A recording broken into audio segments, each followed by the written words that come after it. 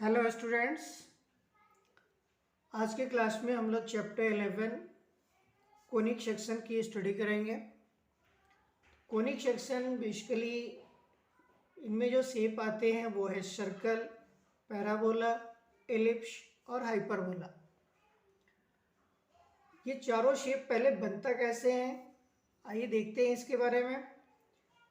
Suppose आप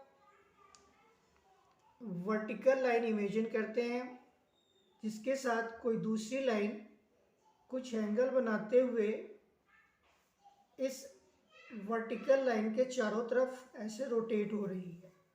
मतलब ये कुछ इस तरह से रोटेट हो रही है। जब ये रोटेशन करेंगी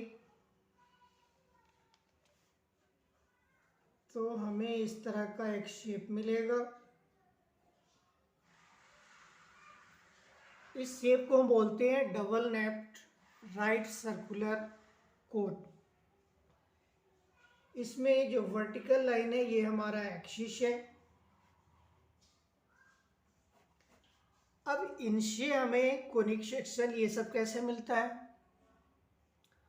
तो इन double nappe right circular cone से हमें कोनिक सेक्शन तब मिलते हैं जब कोई प्लेन इन्हें अलग अलग एंगल के साथ इंटरसेक्ट करता है, और इनके इंटरसेक्ट करने से जो क्रॉस सेक्शन बनता है वो क्रॉस सेक्शन हमें ये सारे शेप बताते हैं। तो देखते हैं कैसे बनता है। अगर कोई प्लेन इस कोन को आकर के एक्सिस के परपेंडिकुलर इस तरह से स्ट्रेट काटता है, तो जब ये स्ट्रेट काटेंगे तो यहाँ पे एक सरफेस बनेगा जिस सरफेस का शेप कुछ इस तरह का होगा, और ये होगा हमारा सर्कल। तो पहला शेप हमें मिला सर्कल। बट अगर कोई प्लेन इस कोन को इस लाइन के पैरेलल ऐसे इंटरसेक्ट करता है तो यहाँ पे एक दूसरा शेप मिलता है, और उस शेप का इस तरह का फॉर्मेशन होगा, और इसे बोलेंगे पैराबोला।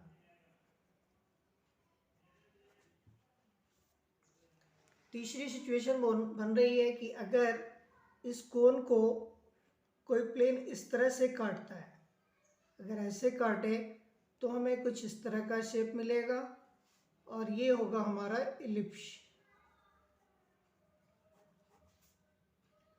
और चौथी कंडीशन बन रही है कि कोई प्लेन एक्सिस के पैरेलल अगर दोनों कोन को एक साथ इंटरसेक्ट करे तो यहाँ पे कुछ इस तरह का शेप बनेगा, और ये कहलाएगा आपका हाइपरबोला। हाइपरबोला पैराबोला दोनों कुछ बोला बोला नाम से मिलता जुलता है, लेकिन हाइपरबोला पैराबोला दोनों डिफरेंट है, क्योंकि हाइपरबोला में दो कर्व्स होते हैं जबकि पैराबोला में केवल एक कर्व होता है। तो सबसे पहला टॉपिक देखते हैं सर्कल के बारे में। सर्कल एक इस तरह का शेप होता है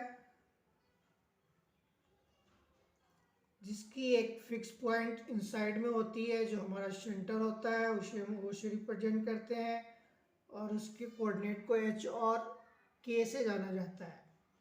अगर सर्कल के ऊपर हम एक पॉइंट ले लें कहीं पे तो उस पॉइंट को कोऑर्डिनेट एक्स और वाई के नाम से जाना जाता है, और अगर हम ओ से ए को ज्वाइन करते तो ये हमारा रेडियस मिलता है। और इससे जनरल इक्वेशन बनेंगे, जनरल इक्वेशन ऑफ सर्कल, तो वो होता है X minus H square plus Y minus K square is equal to R square. ये बेसिकली हमें स्ट्रेट लाइन में हमने डिस्टेंस फार्मूला पढ़ा है, उस डिस्टेंस फार्मूला के यूज करने के बाद ये जनरल इक्वेशन मिलता है।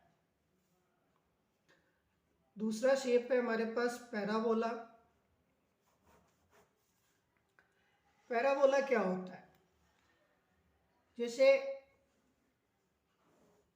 अभी आपने देखा था पैराबोला, इस तरह का शेप हमारा पैराबोला होता है, और इसकी जो जनरल इक्वेशन होती है वह y square is equal to 4ax। 4a के साथ x है, इसलिए हमें पता चल रहा है कि हमारा पैराबोला x एक्सिस पे है। पैराबोला केवल x एक्सिस पे ही पॉसिबल नहीं है, ये y पे भी हो सकते हैं, ऐसे इस तरह से भी हो सकता है। तो ऐसे सिचुएशन में हमारा जो जनरल इक्वेशन होगा वहाँ पे x² is equal to 4ay हो जाएगा। अब ये y हमें ये दिखा रहा है कि हमारा पैराबोला y एक्सिस पे है। ये पैराबोला नेगेटिव एक्सिस पे भी हो सकते हैं, ये इस तरह से भी बन सकता है। और ऐसे सिचुएशन में हमारा जो इक्वेशन होगा वो y² is equal to -4ax, और अगर ये नेगेटिव y एक्सिस पे है तो ऐसे सिचुएशन में हमारा इक्वेशन बनेगा x² is equal to -4ay। ये नेगेटिव साइन बता रहा है कि वो पैराबोला नेगेटिव एक्सिस पे बना हुआ है। आगे जानते हैं पैराबोला के अंदर यूज होने वाले कुछ और टर्म्स।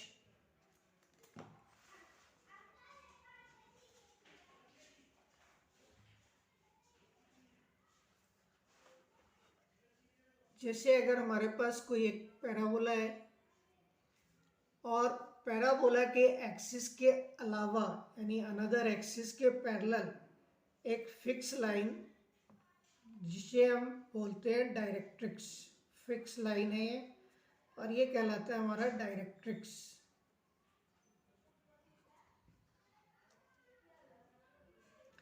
पैराबोला के अंदर प्रेजेंट एक ऐसा पॉइंट जहां से इस पॉइंट से पैराबोला की डिस्टेंस और पैराबोला से डायरेक्ट्रिक्स की डिस्टेंस अगर इक्वल हो जाए तो उस पॉइंट को हम बोलते हैं फोकस।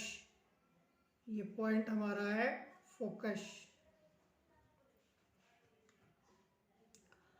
और एक तीसरी चीज होती है latus rectum, a chord which passes through the focus of parabola intersect at right angle of parabola is called latus rectum।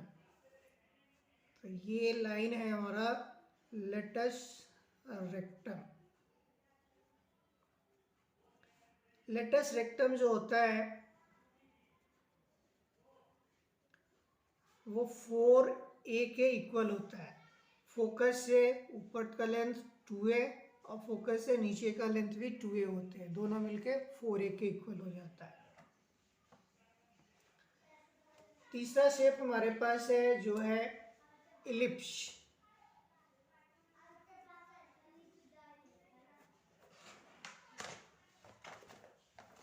Ellipse जो है उसका शेप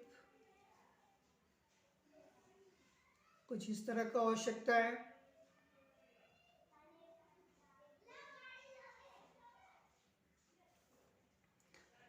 इलिप्स में हम देख रहे हैं एक ऐसा शेप जो एक एक्सिस के साथ ज़्यादा डिस्टेंस कवर कर रहा है, दूसरे एक्सिस के साथ कम डिस्टेंस कवर कर रहा है। तो जिस एक्सिस के साथ ये ज़्यादा डिस्टेंस कवर करते हैं उसे बोलते हैं मेजर एक्सिस। तो ये है हमारा मेजर एक्सिस और ये है हमारा माइनर एक्सिस।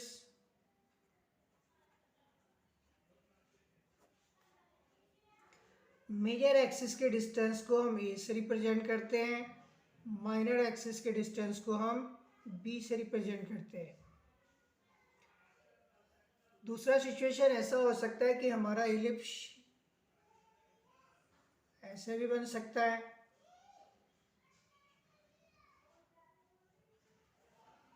तो ऐसे सिचुएशन में ये हमारा मेजर एक्सिस होगा और ये हमारा माइनर एक्सिस होगा।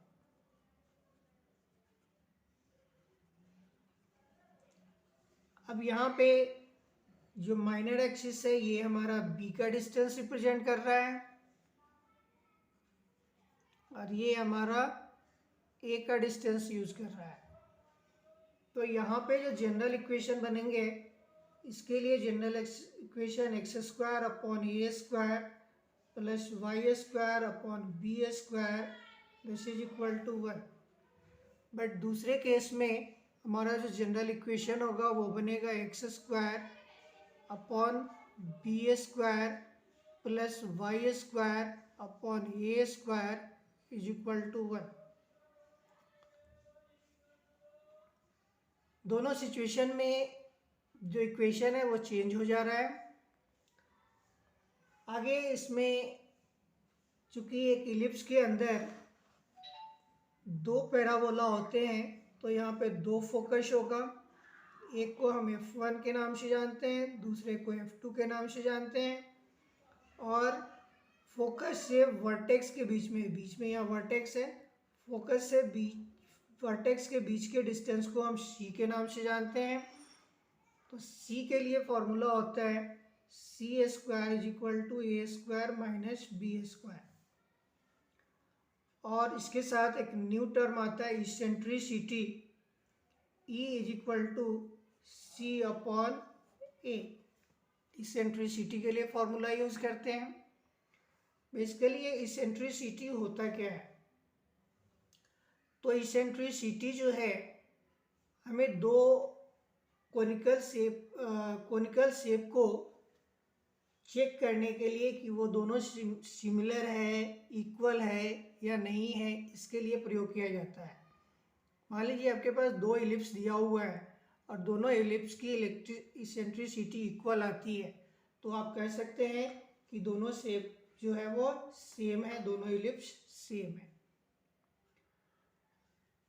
अगला इसमें आता है लेटस रेक्टम। तो लेटस रेक्टम, उसके लिए फॉर्मूला होता है 2b स्क्वायर अपॉन ए। यहाँ पे एक लेंथ होता है बी स्क्वायर अपॉन ए और दूसरा भी बी स्क्वायर अपॉन ए, दोनों को ऐड कर देंगे तो 2b स्क्वायर अपॉन ए हमें मिलेगा। नेक्स्ट है हाइपरबोला। हाइपरबोला जैसा कि आप पहले देख चुके हैं, कुछ इस तरह का शेप होता है जिसमें पेयर ऑफ कर्व्स होते हैं। ये इसका वर्टेक्स है जिसका कोऑर्डिनेट -a,0 और यहाँ a,0। इसके लिए जो जनरल इक्वेशन बनते हैं वो है आपके पास X square upon A square minus Y square upon B square is equal to 1। बिल्कुल इलिप्स के जैसा। इलिप्स में और इसमें डिफरेंस ये है कि इलिप्स में प्लस यहाँ यूज होता है और हाइपरबोला में माइनस यूज होते हैं। दूसरा सिचुएशन ये होता है कि हमारा हाइपरबोला इस तरह से बना हो, तो ऐसी सिचुएशन में इसका जो वर्टेक्स होगा वो हमारा होगा 0, a और यहाँ 0, माइनस है क्योंकि ये वाई एक्सिस पे है। और यहाँ जो जनरल इक्वेशन बन जाएंगे वो होगा x square upon B square minus Y square upon A square is equal to 1। Eccentricity और लेटस रेक्टम ये दोनों सेम होते हैं जैसा कि इलिप्स में होता है, इसलिए इसेंट्रिसिटी और लेटस रेक्टम का फॉर्मूला सेम होगा। बाकी यहाँ पे इसेंट्रिसिटी फाइंड करने के लिए हमें सी की ज़रूरत होती है और वो सी जो होता है वो हमारा C square is equal to A square plus B square के इक्वल होते हैं। तो इस तरह से कोनिक सेक्शन का इंट्रोडक्शन कंप्लीट हुआ। एक्सरसाइज अगले वीडियो में देखेंगे। वीडियो को लाइक करें, सब्सक्राइब करें और ये वीडियो आगे आपको बहुत सारी मदद करने वाला है, इसलिए इन्हें सब्सक्राइब करना ना भूलें। थैंक्स।